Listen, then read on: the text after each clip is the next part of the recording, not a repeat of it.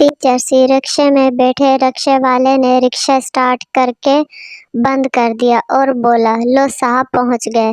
ایک چرسی نے شکریہ ادا کیا، دوسرے چرسی نے کرایہ دیا اور تیسرے نے رکشے ڈرائیور کو تھپڑ مار دیا۔ رکشہ ڈرائیور سمجھا اس کو پتہ چل گیا ہے۔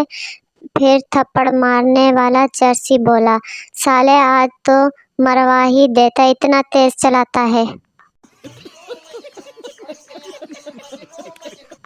مولوی صاحب کی لو اسٹوری کا ڈراپ سین۔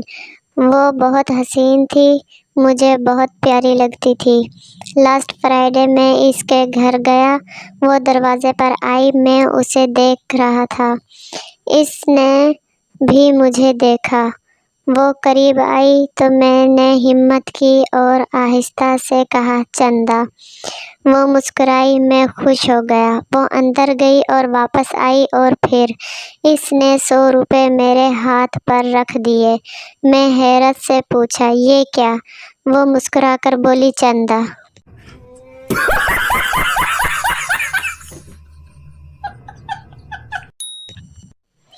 عقل بادام کھانے سے نہیں آتی بلکہ دھوکے کھانے سے آتی ہے، اور میں نے اپنی اس مختصر سی زندگی میں ہمیشہ دھوکے کھایا ہے۔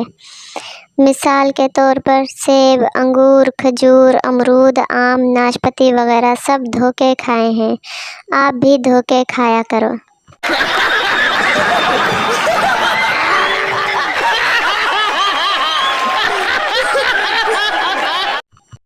باپ، آج تک تو نے ایسا کوئی کام کیا ہے جس سے میرا سر اونچا ہو؟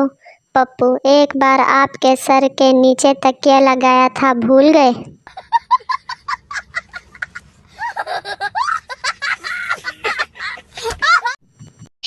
شوہر جمعے کی نماز پڑھ کے گھر آیا تو خوشی سے بیوی کو اٹھا کر جھومنے لگا۔ بیوی، کیا مولوی صاحب نے رومانس پر خطبہ دیا ہے؟ شوہر، نہیں نہیں، آج مولوی صاحب نے کہا، جو شخص دنیا میں اپنی تکلیف خوشی خوشی اٹھائے گا وہ سیدھا جنت میں جائے گا۔ دنیا چاند پر پہنچ گئی ہے، مگر لڑکیاں آج بھی کچن میں کھڑے ہو کر انتظار کرتی ہیں کہ اللہ جی مہمانوں سے سموسے بچ کر آئیں گے تو ہی میں کھاؤں گی۔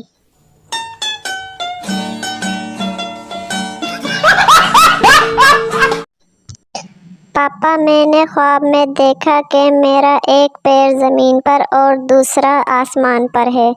باپ، اس طرح کے خواب مت دیکھا کر بیٹا، کسی دن اپنی شلوار پھاڑ لے گا۔ نہیں